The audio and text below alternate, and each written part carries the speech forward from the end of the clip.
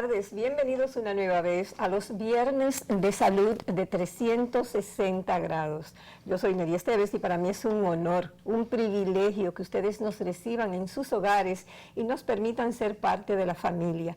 Gracias del alma.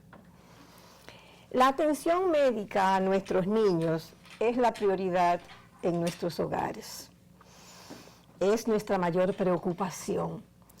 Y de una manera muy especial, si uno de esos pequeños, por circunstancias de la vida y problemas de salud, requieren de algún tipo de intervención quirúrgica, la preocupación es doble, ya que la patología quirúrgica pediátrica tiene diferencias muy significativas con las urgencias quirúrgicas de los adultos y como tal, siempre tenemos que darle respuestas diferentes a cada una de esas emergencias.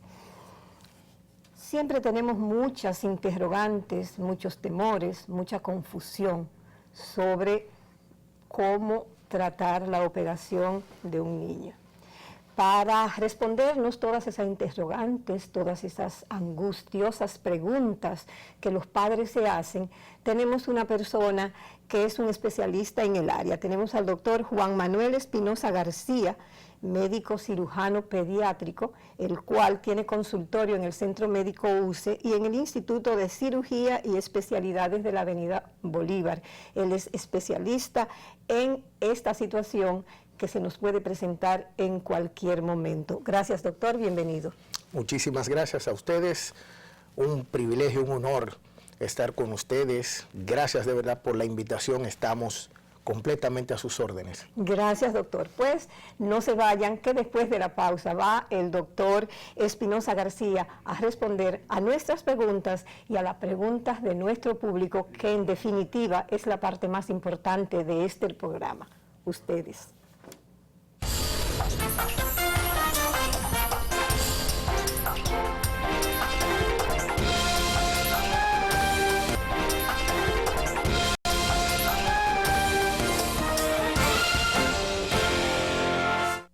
Gracias por pacientemente esperar nuestro regreso. Como les dijimos en la presentación del programa, nuestro invitado de hoy es el doctor Juan Manuel Espinosa García, médico cirujano pediátrico, el cual va a respondernos todas esas inquietudes que tenemos sobre las cirugías que hay que hacerle a los niños. Bienvenido otra vez, doctor. Muchísimas gracias. Doctor, comencemos por lo más sencillo, de lo general, para luego ir a lo particular. ¿Qué es un cirujano pediátrico? ¿Cuál es la diferencia y cuáles son las similitudes con un cirujano general, por ejemplo? Un cirujano pediátrico es aquel profesional que sale de la rama quirúrgica. La cirugía pediátrica sale de la cirugía general, pero se enfoca solamente en los problemas quirúrgicos de los niños.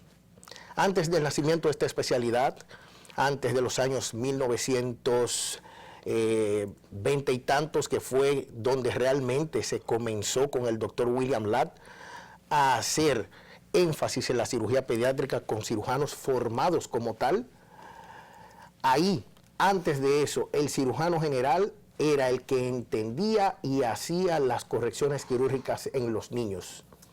A raíz de muchas cosas que sucedieron, comenzaron algunos profesionales a la cabeza con el doctor William Ladd a preocuparse seriamente en los problemas única y netamente en los niños. Y ya a partir del 1927, él fue prácticamente el cirujano declarado profesor en jefe del Servicio de Cirugía Pediátrica del Hospital Infantil de Boston. Entonces, el cirujano pediátrico se destaca y se diferencia del cirujano general, que solamente está enfocado en asuntos de niños. En algunos países, formados primero como cirujano general y luego con otra especialización en pediátricas. En países como el nuestro y en algunos países latinoamericanos todavía, el cirujano pediatra es formado primero como pediatra y luego formado como cirujano pediátrica. Quiere decir que su enfoque totalmente es en el niño. Sus patologías y su cuidado tanto pre como postoperatorio. Qué bien. Doctor, según su experiencia, ¿cuáles son las operaciones, la cirugía, las patologías pediátricas más frecuentes en nuestro país? Mire, para hacer esto hay que diferenciar entre las patologías que son electivas y las que son de emergencia. Ya. En nuestro medio, las patologías electivas es común ver en nuestros pacientes. Yo siempre recuerdo a la voz de mi jefe, con quien me formé en el hospital donde me formé, decir que este es un país de pacientes con múltiples malformaciones tipo hernias. Y esa es una de las condiciones electivas más comunes, sea en el ombligo, sea en la región inguinal o en cualquier parte de la pared abdominal. Al igual que otras patologías quirúrgicas en niños, como son las fimosis, que es cuando el niño tiene el prepucio muy cerrado, y esos son los que van a llegarnos para hacerles la circuncisión. Pero hay otras condiciones comunes también, aunque no parezcan porque son en niños, como son patologías de emergencia. La más comúnmente vista es la apendicitis aguda. En niños muy pequeñitos se presenta la apendicitis. Claro que sí, doctor? claro que sí. ¿Cuál es el desencadenante que pudiese llevar a eso? Vamos a decir, niños muy pequeñitos no vamos a ver frecuentemente en un lactante, ni en un recién nacido jamás. Pero sí, en un niño pequeño, la génesis regularmente es una afección viral respiratoria alta que va a repercutir sobre sus órganos linfóideos, y la apéndice tiene una respuesta a esta afección. Por ende se va a inflamar y va a producir toda la cascada de sintomatología que va a llevarnos finalmente a ese niño al quirófano. Usted hablaba, doctor, de que hay una serie de cirugías de emergencia. Entonces a mí se me ocurre, ¿cuál es la diferencia en una cirugía de emergencia y una cirugía electiva en un niño? Cuando una cirugía es de emergencia es porque hay una condición que requiere de un tiempo limitado para ser corregida. Es algo agudo, es algo rápido, y que por ende, por esa misma condición, la vida del niño está en eminente peligro.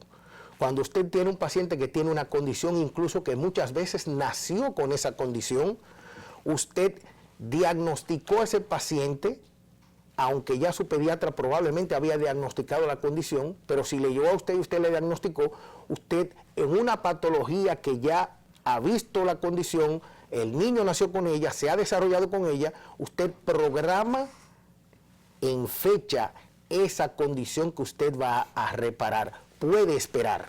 Ya. Nosotros tenemos todo el montón de preguntas del público que ustedes se pueden imaginar, porque este tema ha llamado mucho la atención, sobre todo, como decía yo en la presentación del programa, una de las preocupaciones más grandes de la familia es precisamente la salud de nuestros niños. Después de esta pregunta que yo le voy a hacer al doctor, vamos a comenzar a poner las preguntas del público para darle la mayor participación posible. Doctor, ¿qué es una cirugía fetal? Mire, una cirugía fetal es aquella que se realiza, como el nombre lo dice, en un producto que todavía no ha nacido. Está dentro del vientre materno, y al diagnosticar una condición con la cual ese producto viene, esa condición entonces necesita, antes de ese producto nacer, ser corregida quirúrgicamente. ¿Cuáles son las razones más comunes de las operaciones fetales? Fundamentalmente hay causas, y las más comunes son cuando se descubre en esa madre que tiene un embarazo de cierta cantidad de meses o de semanas, tempranamente con la sonografía abdominal, sonografía materna, se diagnostica una condición importante que viene afectando ese producto. Puede ser una hernia diafragmática, puede ser un defecto de su tubo neural, como son los mielomeningoceles, y esa condición ya hace años atrás, desde los años 80, comenzaron en Estados Unidos sobre todo a desarrollarse y a corregirse muy tempranamente en un producto que todavía está dentro del útero materno. Vamos a comenzar, como prometimos, a poner las preguntas del público, por favor, Eddie. Buenas, mi nombre es Gabriela y yo quiero saber qué métodos yo puedo tomar para preparar a un niño psicológicamente para una cirugía. Gracias. Buenas. Más que preparar al niño psicológicamente, a menos que tenga una edad que el niño pueda razonar y entender y sobre todo dialogar de forma abierta con nosotros, el diálogo debe ir dirigido fundamentalmente a los padres, que los padres estén conscientes de lo que se necesita hacer con su niño para que su condición sea corregida en el menor tiempo posible y sobre todo en las manos más seguras y preparadas. El niño, si es muy pequeño, no va a entender nada de lo que queramos decirle y aún siendo grande muchas veces no lo van a entender. Lo que sí tenemos que tratar con el niño es de ganarnos la confianza, de que él se sienta a gusto con nosotros, con el trato, con lo que hablamos, cómo le hablamos, y que los padres sientan en nosotros la seguridad de que su niño en su condición va a salir bien. Hablábamos fuera de cámara, el doctor y yo, antes de comenzar el programa, que yo conversé con unos cuantos niños sobre si cuando fueran al médico y si lo iban a operar, cuáles eran sus mayores temores. Y fue con 5 niños. Y ellos me decían 2 razones bastante lógicas. Lo primero es, ay, me va a doler, yo quisiera saber si me va a doler. Y lo segundo, si papi y mami van a estar cuando él vaya a ir al médico. Por eso, doctor, estoy como psicólogo clínica total y absolutamente de acuerdo con su respuesta, que a quienes tenemos que preparar verdaderamente es a los padres. Vamos a seguir con otra preguntita, por favor. Buenos días, mi nombre es Salvador y mi pregunta es, ¿qué parámetros se toman en cuenta para realizar una cirugía pediátrica? Muchas gracias.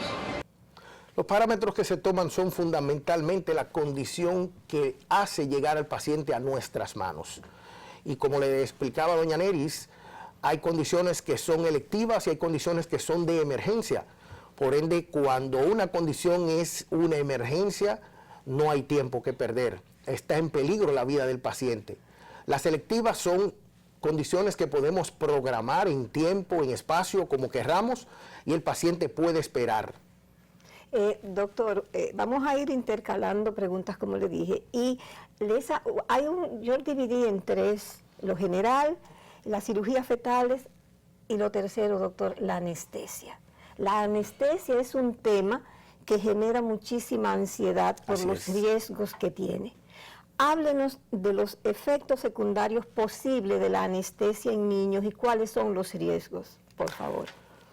Una de las cosas que más tomamos en cuenta los cirujanos pediatras es la anestesia en nuestros pacientes. En todo niño, su principal temor es, primero, desconoce qué es lo que se le va a hacer, y segundo, su temor mayor es a sentir dolor. Entonces, a todo niño que requiera una intervención quirúrgica, primero, como niño, todo lo que se le administra a un niño desde el punto de vista anestésico está muy bien calculado y todo lo que corresponde a ese niño está muy bien interrogado para evitar, con la administración de cualquier medicamento, posibles complicaciones alérgicas que pudieran presentarse. La anestesia en los tiempos actuales en los niños es un procedimiento muy seguro. Doctora, ¿se le usa el mismo tipo de anestesia en niños que en adultos y solo varía quizás la dosis? Sí, claro que sí. Incluso en niños, la mayoría de nuestros procedimientos son procedimientos cortos.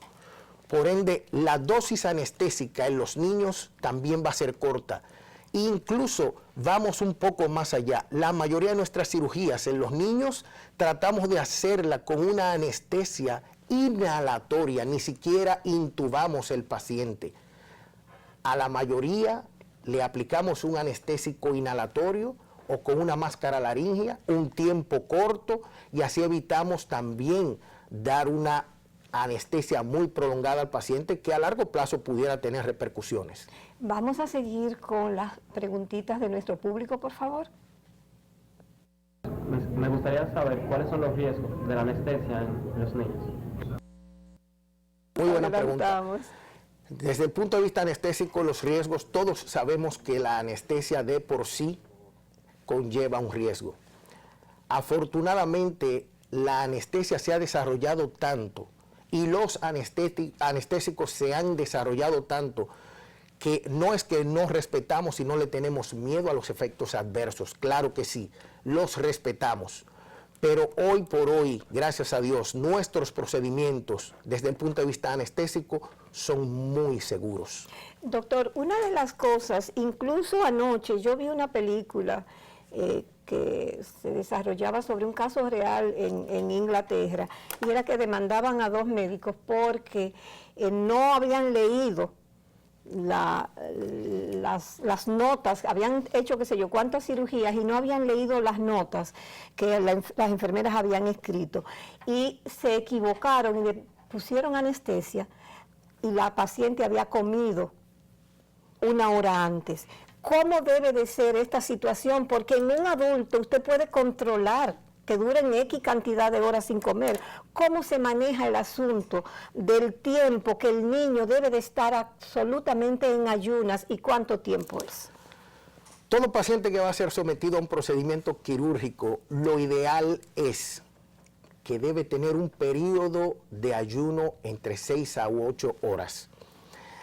Esto tiene excepciones, claro, porque un paciente con una condición de emergencia, por ejemplo, un accidente automovilístico en donde un niño esté involucrado, no sabemos si ese niño tiene 1 hora, 2 horas, 3 horas que ha ingerido cualquier tipo de alimento. Aún con esta condición, el anestesiólogo, si no lo sabe, debe preguntar a los padres o a las personas que lleguen en el momento del accidente que ha sido llevado a la clínica para saber sobre estas posibles condiciones que pueden presentarse y evitar mayores consecuencias con un paciente que fue llevado a cirugía, se indujo la anestesia y posteriormente pudiera producirse una catástrofe. Todo esto se pregunta antes y se toman medidas de lugar para evitar complicaciones de acuerdo a si el estómago esté lleno o no. Vamos a pedir 2 preguntitas más antes de ir a la pausa, por favor. Buenas tardes. Yo quisiera saber cuáles son las complicaciones más frecuentes que podemos ver en una cirugía pediátrica. Como toda cirugía, el que hace cirugía puede esperar, y eso está descrito en los libros, fundamentalmente hematomas, que son colección de sangre en la zona donde hemos abierto el paciente. Podemos encontrar posteriormente a corregir la cirugía o hacer la cirugía infecciones, y a partir de ahí un sinnúmero de complicaciones que va a depender de la cirugía que hayamos hecho. Pero fundamentalmente el que opera sabe que puede producírsele un hematoma y se le puede infectar la herida. Ok, vamos a la pregunta que sigue, por favor. Buenas tardes. Mi hermana de 28 días de nacida fue diagnosticada con una hernia inguinal. Mi pregunta es, ¿cuándo debería operarse? Una hernia inguinal la hernia es una de las patologías más comunes en el quehacer quirúrgico pediátrico diario. Desde que una hernia inguinal se diagnostica, es un diagnóstico quirúrgico. ¿Por qué? Porque cuando hay una hernia que no el médico, los padres vieron y observaron algo anormal que está protruyendo a través de una zona del cuerpo, quiere decir que ahí hay una zona débil que está permitiendo el paso de una estructura de un lugar normal a otro. Y lo que va saliendo por ahí tiene el peligro de quedar atrapado, causar lesiones mayores, y la cirugía que puede programarse se convierte en una cirugía de emergencia con las posibles consecuencias no agradables que conlleva ese tipo de condiciones. Vamos a dejar en el aire, doctor, la siguiente pregunta, que la vamos a responder cuando regresemos. Yo sé que además de en el Centro Médico UCE y en el Instituto de Cirugía y Especialidades en la Avenida Bolívar, que usted tiene su consulta privada, usted trabaja también en el Robert Reed. Así es. ¿Cuál es la situación real? Un padre, una madre que tiene un niño con una situación quirúrgica apremiante, no tiene el dinero para llevarlo a la consulta privada. ¿Cuál es la verdadera situación? No se vayan, regresamos con la respuesta a esta y a otras interrogantes después de la pausa.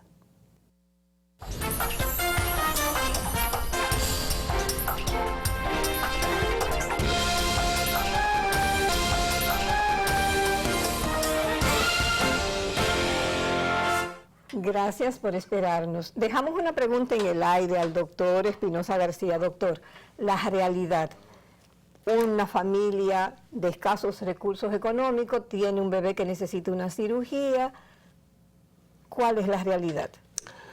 Mire, en nuestro país hay una institución llamada Hospital Infantil Robert Reed Cabral, el llamado Angelita.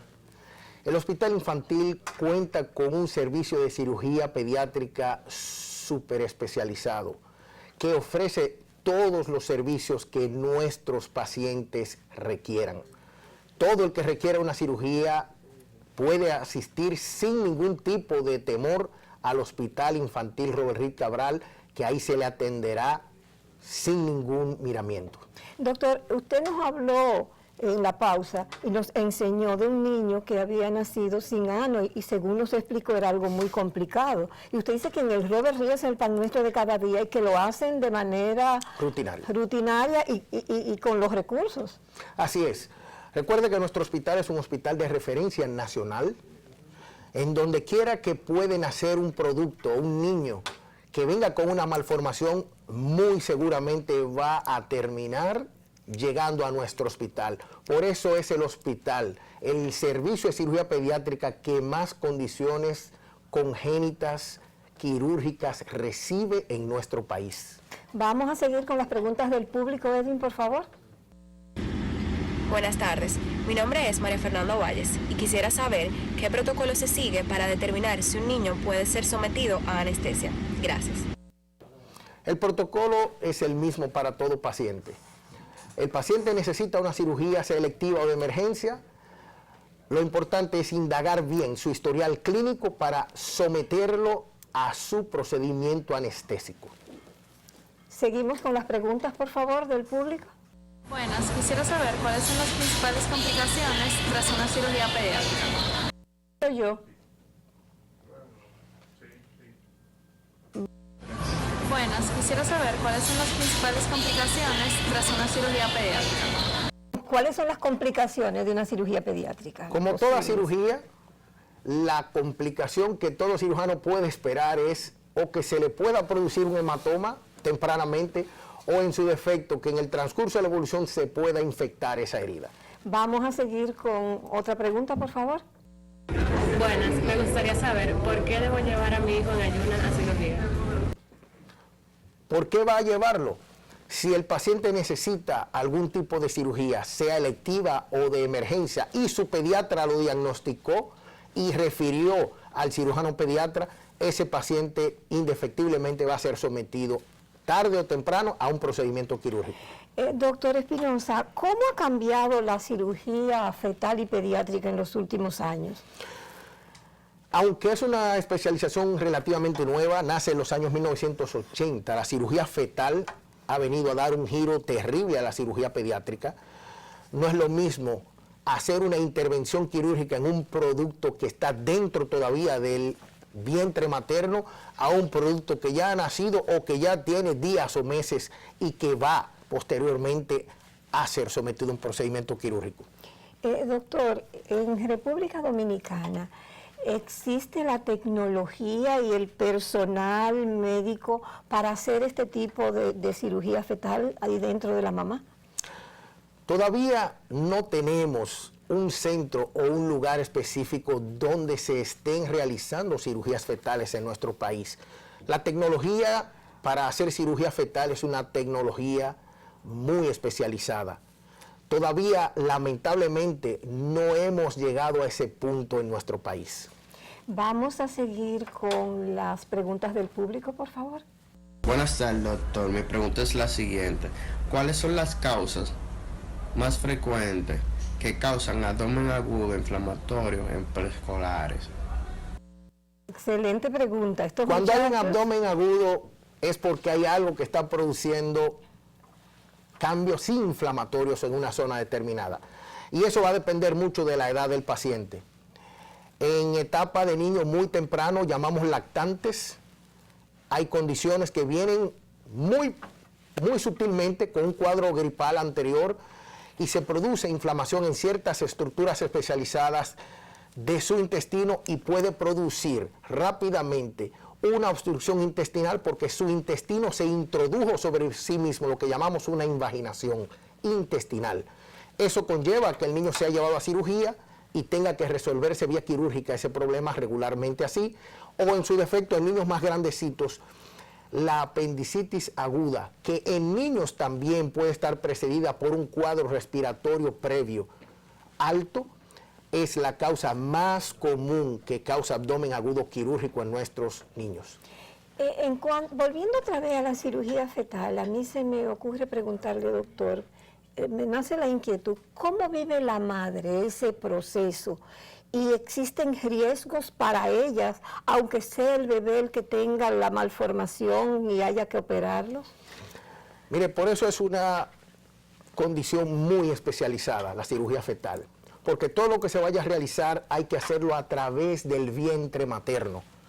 Los instrumentos que se van a utilizar van a atravesar la pared materna y van a llegar al espacio donde está el producto, lo que quiere decir que es una invasión a un espacio estéril y que está destinado a brindar protección a ese producto hasta que finalmente su desarrollo haya alcanzado todo su esplendor y pueda ser expulsado de ese espacio. Vamos a pedir otro de las preguntas del público, por favor.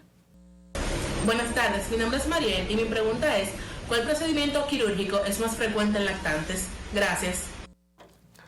En lactantes hay múltiples procedimientos, pero si lo dividimos en los procesos selectivos y en los de emergencia, yo diría que nos quedamos en lactantes pequeños, en procedimientos de emergencia, porque son muchos, sobre todo los que nos llegan a nuestros hospitales, como son las obstrucciones intestinales, las mismas hernias que muchas veces se estrangulan o se encarceran y conllevan a que ese paciente sea llevado de emergencia a un procedimiento quirúrgico.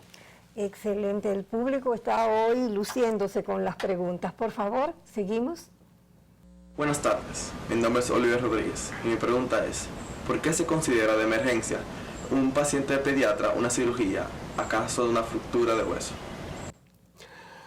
Aunque no es parte de mi especialización, cuando se rompe un hueso, no solo por el hecho de romperse un hueso, porque una fractura puede tener múltiples componentes, y si el hueso al romperse se ha desplazado o ha desplazado un segmento de hueso que incluso ha salido de la piel, pues indefectiblemente ese paciente va a necesitar de un procedimiento quirúrgico para corregir su condición.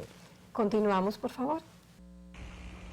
Hola, mi nombre es Besabel Robles y quisiera saber, un niño que nace con labio leporino, ¿con qué rapidez debe someterse a una cirugía para corregir esta malformación?